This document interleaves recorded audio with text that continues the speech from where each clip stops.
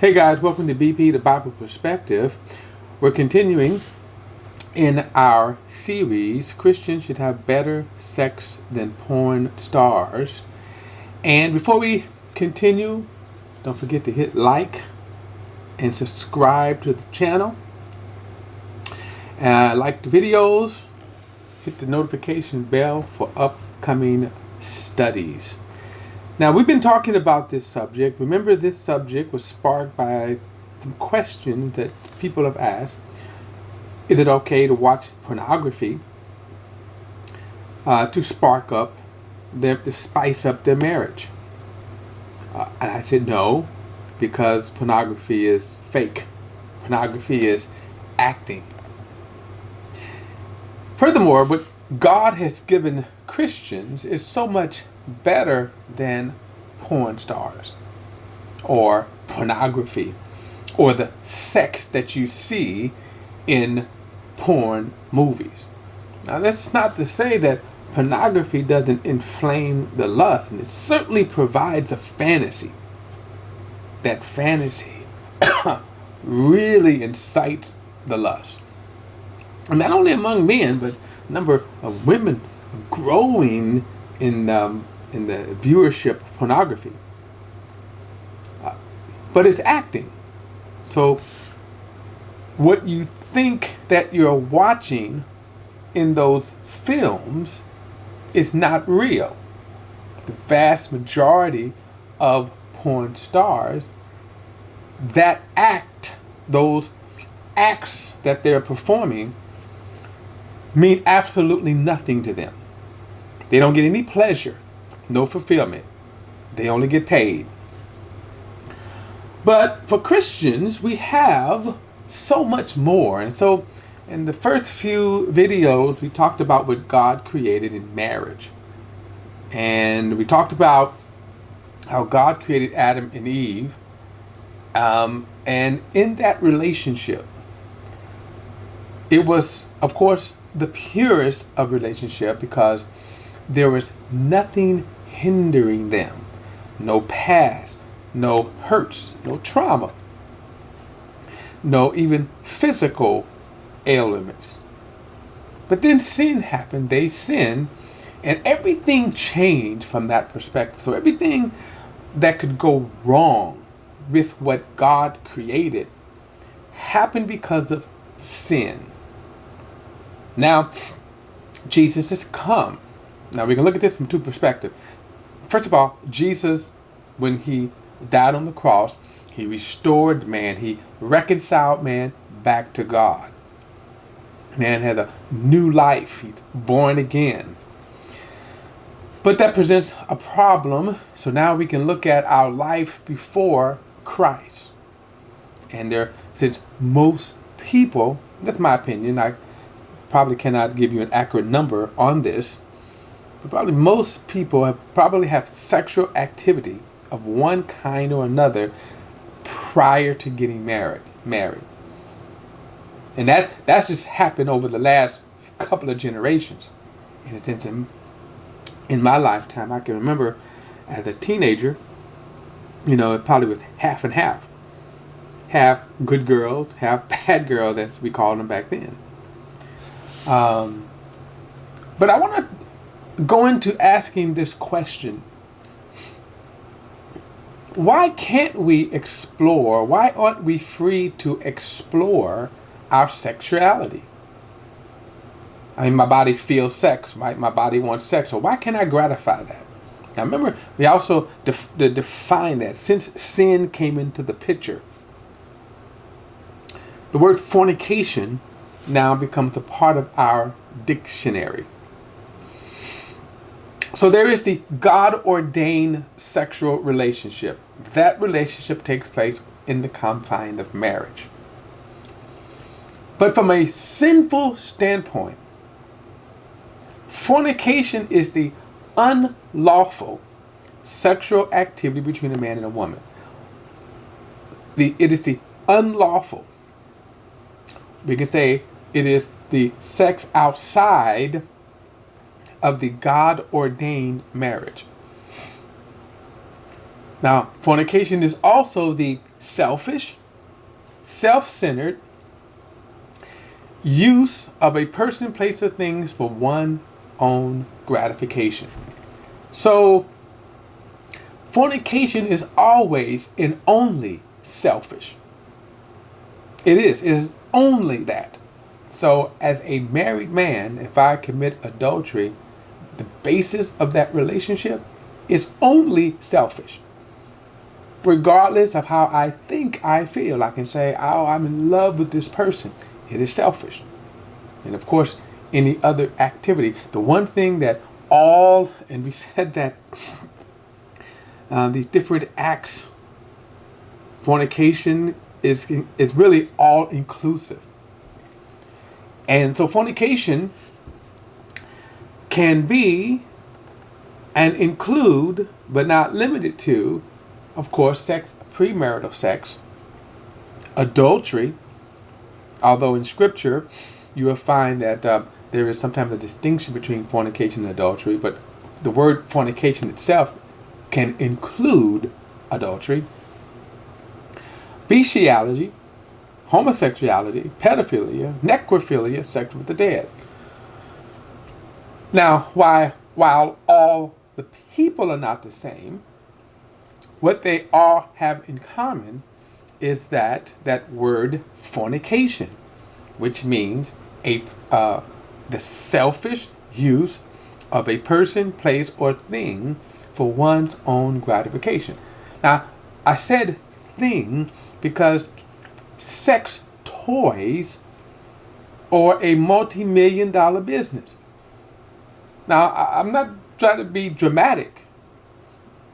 Late night cable, and you see these entire infomercials devoted to selling sex toys. So what is a sex toy, right?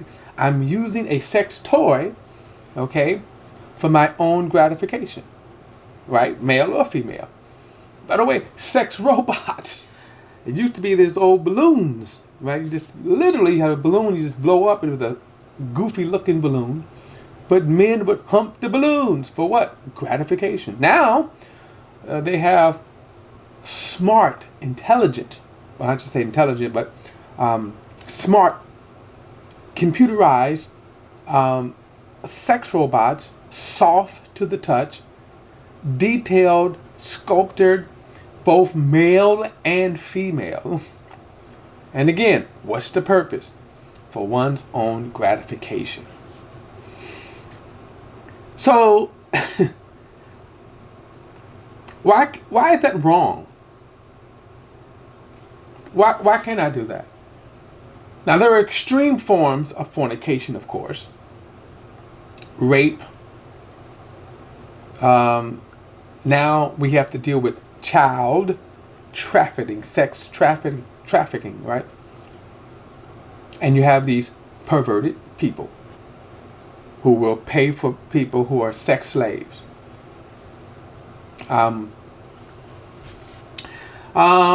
So anyway,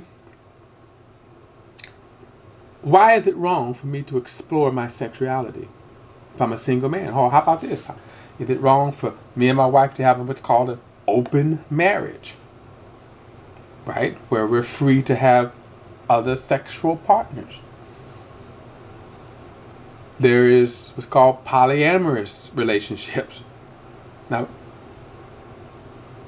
you'll find these things on television, on some of these cable shows, or in these news specials. So this is not freak shows. But a polyamorous relationship is where you have 3 or more that's involved in a relationship. So instead of a girlfriend and a boyfriend, now you got polyamorous. You can have 2 girls and a boy, 2 boys and a girl, and they're all going together as girlfriend and boyfriend. So what's wrong with that? Now I want to say that because as we move forward now, as we're talking about, I'm asking the question, what is wrong with me exploring my sexuality? And by the way, it's something you ought to be teaching your kids because they are confronted with that. I was teasing my wife one time and I said, you want to go into a polyamorous relationship?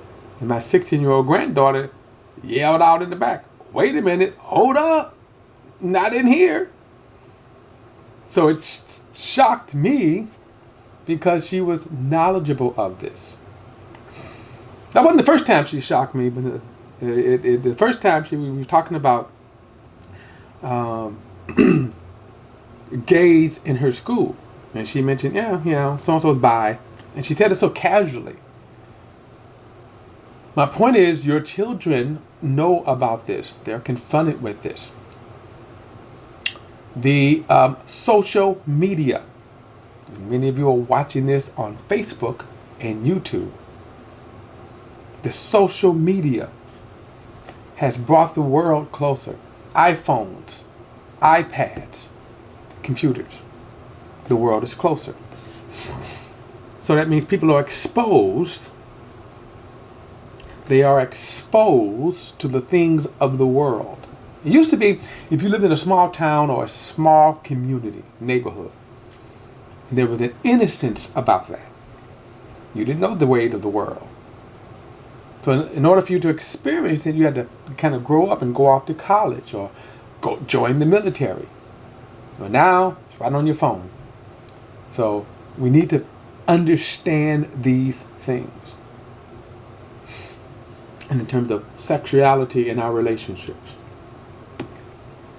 So why is it wrong to explore my sexuality? Why can't I go out and just have sex with whomever I want, whenever I want? Why is that wrong? Why does God say I can't do that? Now let's start really where this question should start and should be answered. So let's go back to our culture. Well, first let me read in 1 Corinthians chapter 7. I'm going to start with God, and then let's see where man has gone off. Sin, of course, has taken man off. But let's start in 1 Corinthians chapter 7, and it says, now in response to the matters you wrote about, it is good for a man not to have relations with a woman. But because of sexual immorality is so common, each man should have his own wife, and each woman should have her own husband. Now, the answer to sexuality is a godly marriage. So let's step back for a moment and look at our society. Because even in the Christian world, they encourage relationships outside of marriage in the form of this, girlfriend and boyfriends, right? So what happens? As you come of age, 12, 13, in some cases probably it's even younger, like I said, people are exposed. Remember, fornication is the gratification of my body. And that's important to understand. In that respect, my body is neutral. It just feels.